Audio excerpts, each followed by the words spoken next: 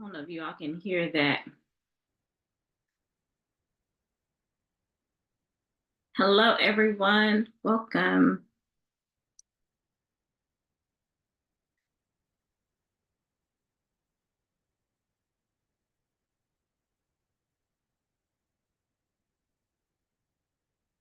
I don't know if you all can hear that. No, y'all can't hear that because I can't hear that on the replay. All right. Hey, everyone. Vernita here. So let's just jump right into it. So normally I do these earlier or on another day, but I have said I'm committing to doing these at least 3 times a week for now for a certain period of time. And since I did not do that yesterday, I was like, no, you're going to lead yourself into do this. I don't care at what time you're going to get on here because you need to keep that promise to yourself regardless of what's coming up or what's going around. If you commit to something, you must make yourself do it. Lead yourself into action, because if you don't, you'll start breaking promises to yourself, and that will snowball into you not trusting yourself, or you not believing in yourself on the small things. So when it's time to do something big, you won't even show up because you've broken all those small promises to yourself. So that is what I had to do. That I had to coach myself into doing that. I was also working on some other projects. I know we're talking about building this water company and go watch some previous videos to understand that. And so I was working on this project, and I did this. I don't know if I did this in a short or somewhere I did this, where I said I had this problem of hoarding content. And I was like, I put so much work into doing all of these things over the last few years. If you look at my YouTube channel, I have over 600 something videos. I think maybe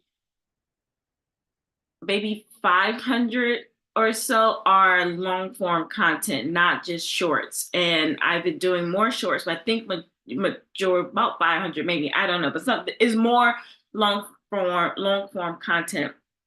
And so I know that I'm going into a different direction, but I was like, but all the things that I worked on, they cannot possibly go to waste, right?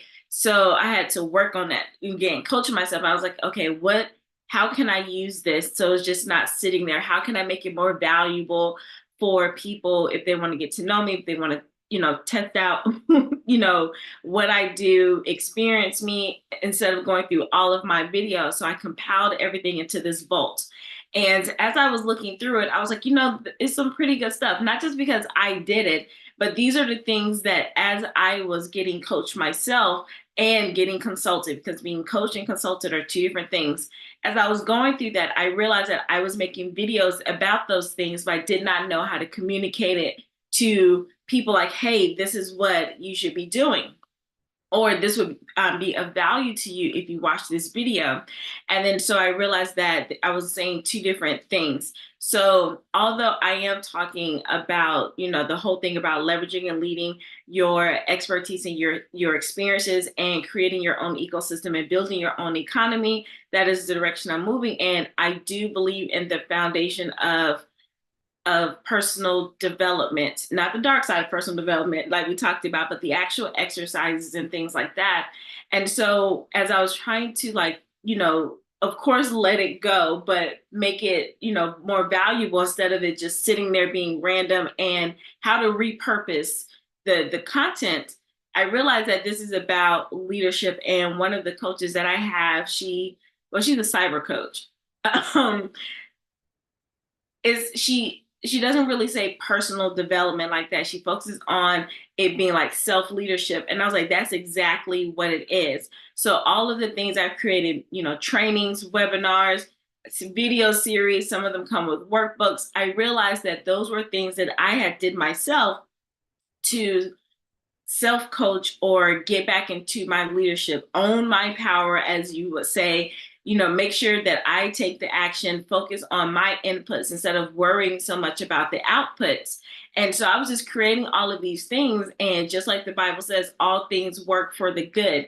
It did not feel good making all of those at one time. Sometimes I felt like it was a waste. And then when I calmed myself down and opened up myself and said, okay, God, what do you really want me to do? What have I been fighting against for so long?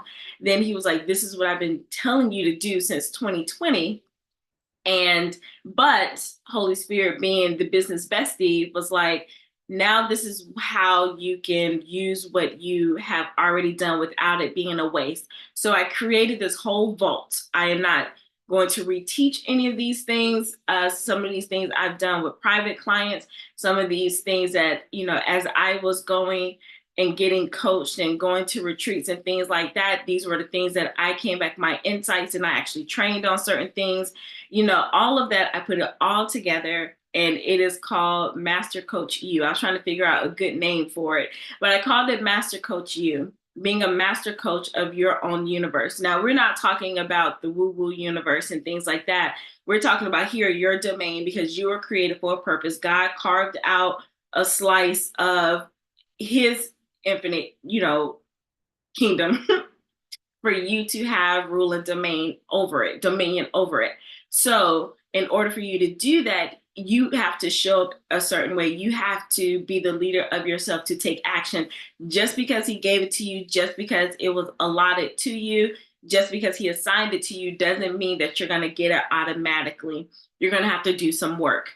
And a lot of the work starts up here, right? So I did those things in 4 zones, and it is spirituality. And spirituality for me, it is Bible-based. And I think throughout there are some things where I talk about, like, in general, because at the time I was talking about like your consciousness and your higher power, because that is part of like some of the personal development industry. But remember, the foundation of that is God and Holy Spirit. So there is something greater than you. It is God, but if you don't say God, it's still something greater than you. But I put a focus on spirituality. I dug deep into some areas, from my first book. Some of these videos have never been released because I had plans for that video series. I'll just tell you now, I want to do a YouVersion app.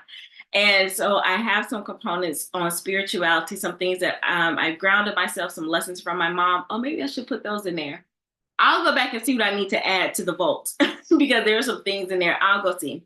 And so then there is another component of holistic personal development, because I do believe in looking at every area of your life. In my book, I talk about 5. When I first started out, I was talking about 9. Then I go into between 12 and 15 areas of your life, just little snippets of what you need to focus on, because we go life and business, or career and life.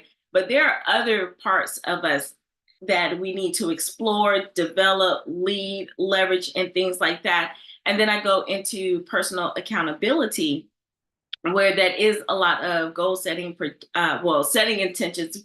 I'll say goal setting for the sake of, we know what goal setting is, but it's really about being intentional and focusing on your inputs and being, make sure you do those activities instead of, sitting around waiting for the results to fall into your lap.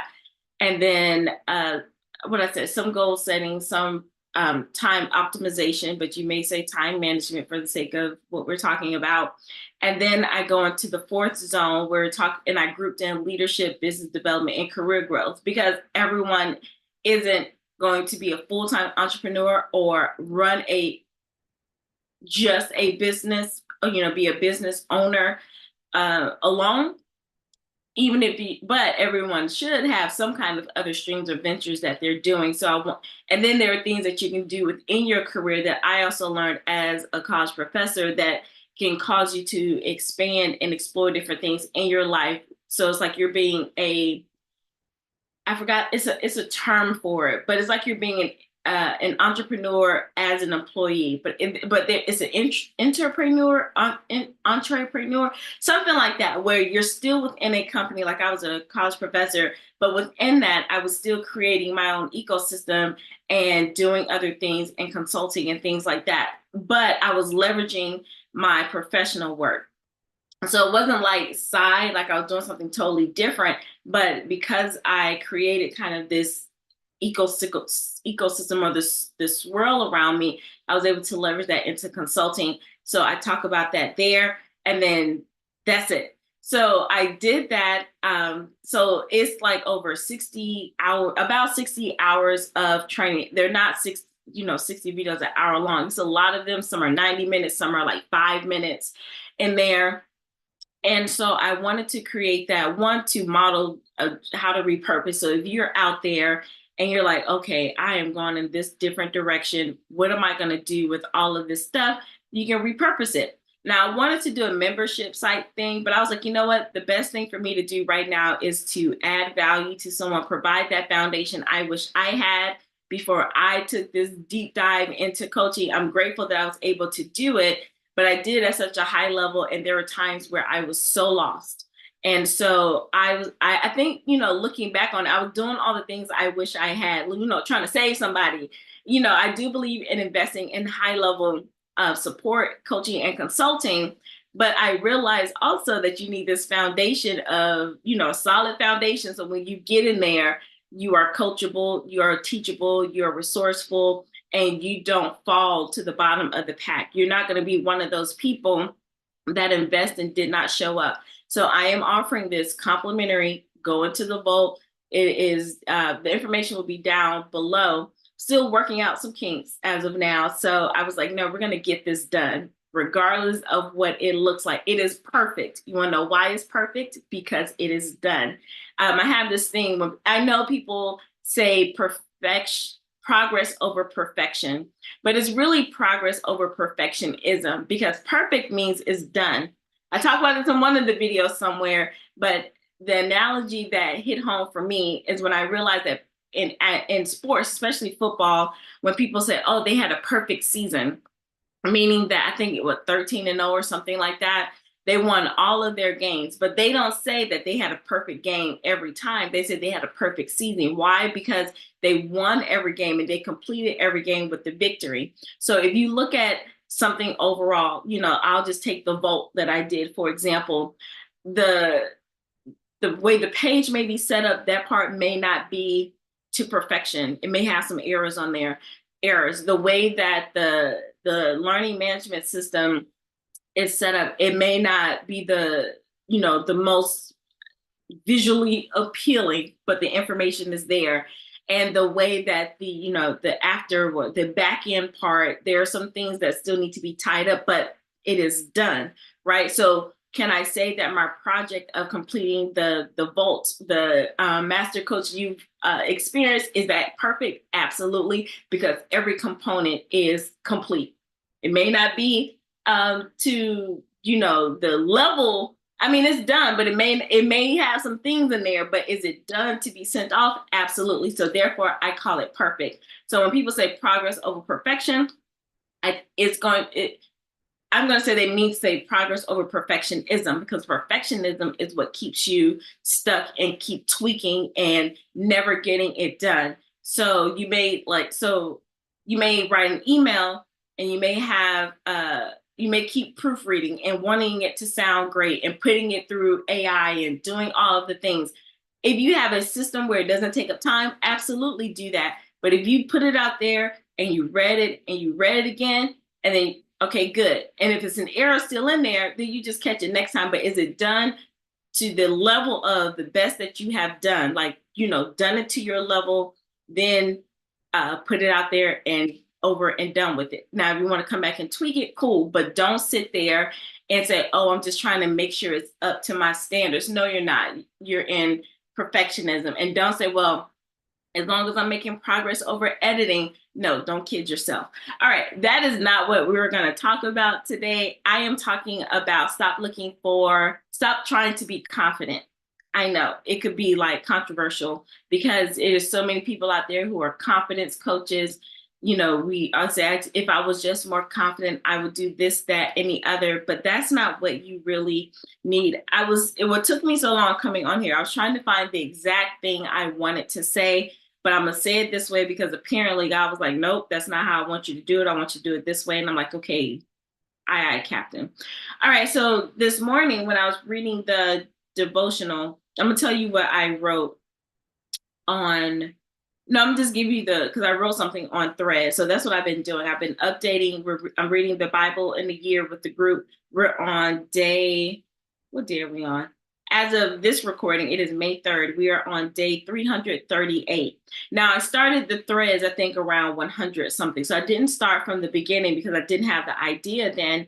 But I started doing that, and I've been enjoying sharing my insights about that on threads. So today we read about Paul from Acts 24 through chapter 26. So chapters Acts 24, 25, and 26. And what was interesting about that, Paul is now in front of all the rulers. He's essentially gone to court because they threw him in prison and they're saying that he is blaspheming. He's causing people to turn away. And all he's doing is telling people about the death, burial, and resurrection of Jesus Christ. But they're like, no, that didn't happen. You're lying, and this, that, and the other. And they're like, aren't you the same one who said this, that, and the other? You know, because Paul was Saul. He was like, they're persecuting people and putting them in jail and signing off on, you know, their deaths and things like that. So Paul wasn't, you know, the model citizen, but he had such an encounter with Jesus, and it just changed his whole life to the point where his whole name got changed. But the background of Paul is very learned. I think they say learned.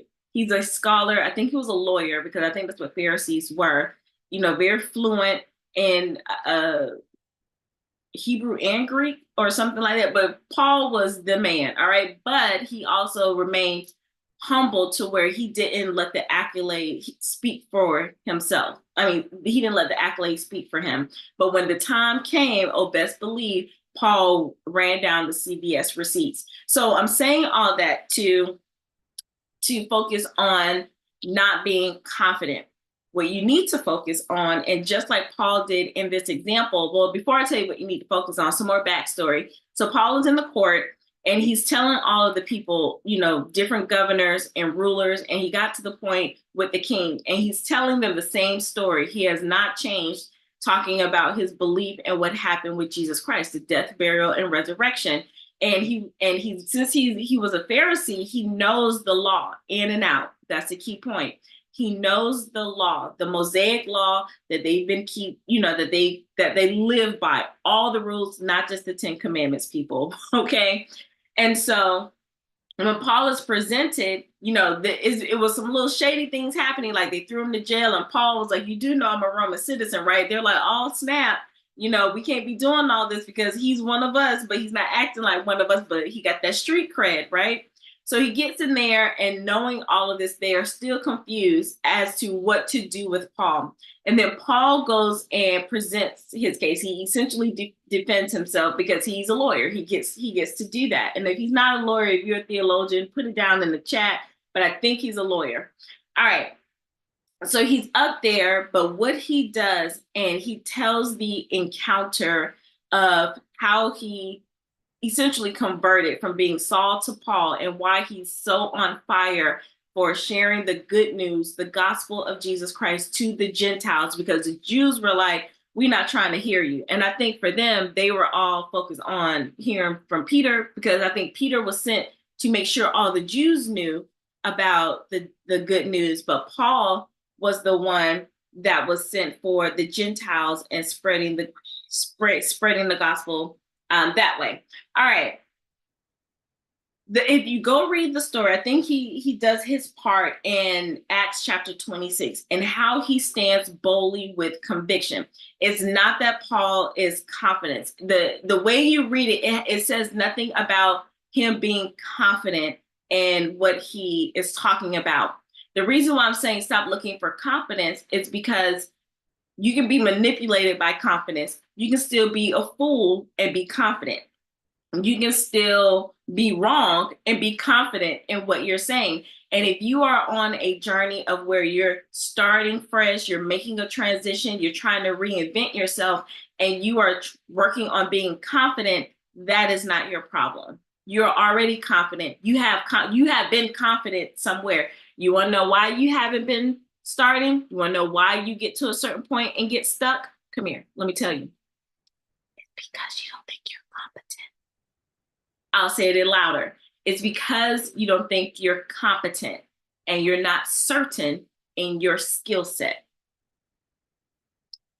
When I realized that, and then when I was coached around that topic, I was like, oh, snap. I thought, oh, I need to be more confident as a coach or confident as a consultant or strategist, confident doing the videos and things like that. It was not. I'm confident. I was a cheerleader in high school. I was on a dance team in college. I did a whole bunch of stuff. I traveled by myself, so I was a confident person. If I don't know something, I'm still confident. I have no problem saying, I don't know that, or oops, my bad. Confident person. You want to know where it was a little shaky? When you don't know something, or when you're not competent in your skill set. And I know people talk about the imposter syndrome. I don't like to say imposter syndrome. It's perceived fraudulence because either you don't told yourself a story or you let somebody else say it to you. But we're not going to go there. When you show up, just think about the times when you have showed up when can't nobody tell me nothing. Think about those times, whether you were in your family, whether you were in your job, whether you were in some kind of organization, and you stood 10 toes down, not moving. It wasn't so much that you were confident, you were competent and you were competent in what you're going to say, and you were certain about what you're going to say because you had reliable facts. Let me know if that is landing for you. When Paul stood before the court and he gave his encounter with Jesus, he didn't focus on, well, Jesus made me feel like this, and this is why I'm on fire for him. Just like confidence. Confidence is a feeling. You have to feel it to do it, right? It's you got to feel, I want to feel more confident. Paul didn't go to those people with feeling because he's been in prison all this time. They didn't care about a feeling. And Paul knew he had to come stronger than the feeling. What did he come strong on? He came, first of all, he relied on the fact that he was competent in the law. Like, I know myself. I know how I got here. I know my background and I'm cool. He knew the law. The fact that he knew the law, and I'm grateful that, but I'm grateful that God chose Paul, because a lot of us who have gone to traditional training and college, and people are trying, I don't want to say people trying to make us feel, but overall the message is college is a waste of time. Don't go there. I get what they're saying, but hey, a lot of us done went there. Okay, we got all these degrees. You want to know something? This is where you leverage it. It was a reason why you got all of that knowledge. It was a reason why Paul got all of that law knowledge, not just to teach law. That law knowledge gave him the competency to stand firm on the encounter that he had with Jesus, to talk about the resurrection, because we didn't see it. Paul didn't see it. It was a whole faith thing, but there were reliable facts that backed up his certainty. Please let me know if you're following me with that. So for you, you may have 1 degree, 50 degrees. Don't look at, oh my gosh, I wasted my time. Look at how you were trained, how the knowledge that you learned, not just the content, like the actual content knowledge. Like for me, I don't look at just what I learned in mathematics, but I look at what I learned about mathematics. How can I see processes, systems, frameworks? How can I critically think about something? How can I find multiple solutions to a problem? That is what I learned in, all of my training, not just the quadratic formula or theorems. You see what I'm saying? You have to look at that too. So all of that knowledge allowed Paul to be competent and certain when he stood up there to the people. What are you trying to tell me, Bernita? I'm telling you, if you have not started something, finished a project, or you finished it, but you haven't put it out there, you haven't made any offers to people, is because you're still shaky somewhere on your skill set. So I would invite you, because you don't think it works, or you don't believe that what you put together, you don't believe in it yet. Either you haven't gone through it, or you haven't taken the time to really master that thing or really sit with it. So I know for me, this is just a transparent moment. When I started off in the life coaching space, and I have a certification in it, And not that I needed the certification, but I wanted to, if I'm gonna do the thing, I didn't want to just go on my experiences. And I know you said, and I know if you went through my challenge, I said there's a way to leverage your experiences, but we go deeper in that. You don't just say, well, this is how I felt when I did it, so I'm gonna teach you about this feeling. No, if you want to be a great whatever, you have to go through that thing yourself and then put some strategies and frameworks and systems around that thing. But anyway, so that's why I got my certification, so I can know what it feels like, because I didn't want to be just one of those surface level coaches. So again, difference between coaches and consultants. So when I was a little shaky, I had got clients before I had the certification. So you don't need a certification. That's not what I'm telling you. But even with the certification, I still, even though, and I went through the process and I know what it felt like, I still didn't put things together and then go back through some of the things I put in place to, to present to clients. All right, look, let me see if I can give you a better example. So it always felt like I was winging it just because I had the intellectual knowledge of doing something. And I was like, okay, when the people come, then I'll be able to walk them through it. That's not good enough, because if you only stay with intellectual knowledge and like, okay, I know how to do it, you're still gonna you will sound confident, but you're not certain in your competency because you really haven't gone through it yourself, on the other side, right? So when I did, I'll give you an example. So for my challenge, I had the idea for that challenge a long time. And then in my head, I was like, okay, when I get this number of people to sign up, then I'll start doing the work on it. And then it was like, well, why haven't you put it out there yet? I was confident in knowing that I know it'll work, but I wasn't certain. Why? Because I had to sit there and go through every part of that challenge myself, just like I did when I taught mathematics to my college students. Well, even my sixth graders, from sixth graders to college, when I taught math, I was more solid and couldn't nobody tell me nothing about what I was doing in that industry, because every problem that came out, everything that I produced, I did it myself. I knew what the struggle was going to be. I knew what questions the students were going to ask me before they asked me. I knew frameworks, I knew standards, I knew all of that stuff inside and out. So when I showed up like, you can't tell me nothing, I meant that thing. I felt, I live and breathe curriculum and mathematics. I kid you not. And so I did, but however, I did not bring that over into entrepreneur land. I did not bring that over into coaching. I still got clients, I still got people to their goals or the results that they were looking for. But why wasn't I really, really out there? Because there were just some things I wasn't certain on. I was confident. You can't tell me that. Can I coach you? Absolutely. But then in the background, it's like, oh gosh, please don't something up. Right? So you gotta be real with yourself. And that's why I want to develop the Master Coach You, because there are some things you can work on yourself. You don't always need to run to somebody to coach you. You got to be your first coach, right? So there were things I was like, okay, Brittany, get it together. What is keeping you really from doing all of these things? And when the coach told me, and this investment had a comma in it, and I'm telling you for free what you should do. I'm trying to help you save some time and some money. Is you don't lack confidence. You're a confident person. You just gotta, it's a belief. Yeah, am I confident? I can just make myself believe that I'm confident. But if you're not showing up, it's because you're not certain and you don't feel competent, or you're not competent. I'm not even gonna say feel competent. You're not competent. You're not putting in the work that you need to put in to whatever you're trying to develop. You're still out here trying to wing it, and you wonder why you're not at the top, and you think that you're looking for confidence. No, even people with trash programs, trash businesses, trash products are confident. They're not confident in what they're doing. They know how to stand up there and tell you a bold-faced lie. And a lot of us believe it because it's like, look how confident they are. And I'll say it's a little bit of certainty. It's certain that they know that they got you to buy it, even though it's trash. But so I'm telling you, it's not confidence that you should look for. Now, if you're a confidence coach, I'm not telling you to get out of the business. That's not what I'm saying.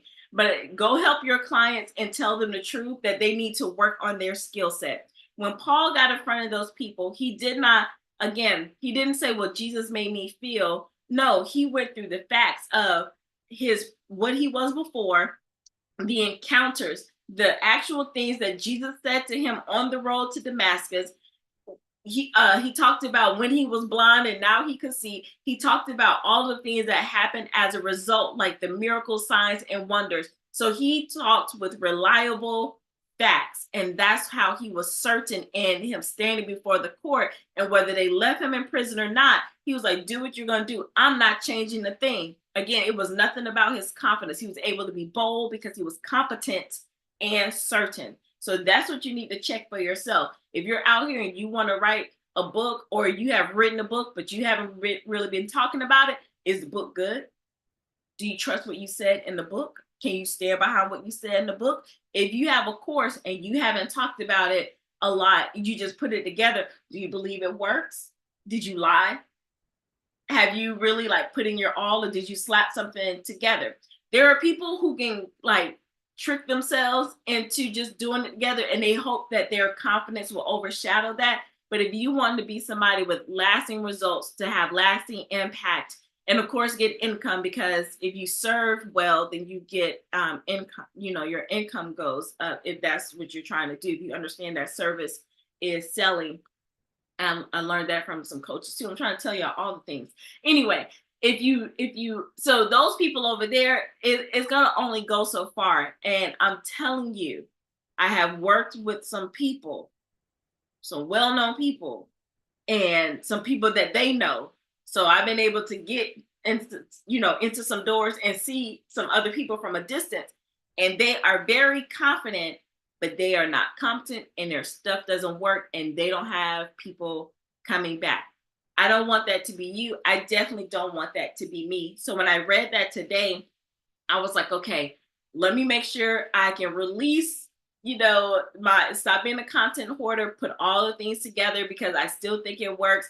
Now you can release it. Now you're full time into this position where we're selling water, wisdom advice training for exceptional results, helping people to leverage and lead their expertise and experiences, so that they can create their own economy and build their own ecosystem. Yeah, all of that. Now you can focus on that and go deeper. So another part of you've been out here floundering around is because you're just doing these, you're hopping around, and you have to focus. That's how you got your degree. That's how you got your promotion. That's how you went to the next level, because there was a time where you sat there and said, this is all I'm gonna focus on. Even people who weren't traditionally trained or educated, and they started from the bottom of here. I did this on my own. They laser focus on something. I'm not talking so much about your niche or anything like that, but all the things pertaining to that industry or that field. Like was it not Steve Jobs? What's the other one? Bill Gates. When he was doing the computer, and people are like, oh, you don't need college because he dropped out of school and this, that, and the other. You want to know what he did and why he was able to do that? It wasn't about him. It wasn't. People focused on the wrong thing. It was like, well, Bill Gates didn't go to college. Bill Gates worked on his competency and his certainty on that computer. He went full steam ahead into all things computer programming. When he was in that garage, he spent, I think, 12, 14 hours a day. That's all he did. Everything related to that, that's all he did, right? So you have to ask yourself, are you all in about whatever project that you are doing, whatever business you're doing, whatever relationship? This can go for any area of your life. If you be all in about that thing, so you can not worry about confidence, but focus on your competency about that and your certainty about that. And then, the confidence can come whenever. But if you want that result, those are the things you're focusing on. So even though I think Paul was in prison at this point, because I haven't read everything, because, I'm taking it like, letting it unfold. At that point, he was in prison for 2 years. So I don't want you to think that, just because you're certain and competent about something that, the magic is going to happen. It may not look like what you think it's going to look like. It still took Paul 2 years up until this point to see the king. However, his story didn't change. He didn't worry about anything. And while he was there, he still had a little freedom. They're like, let his friends come, let him do this, that, and the over there, because we legally cannot hold him.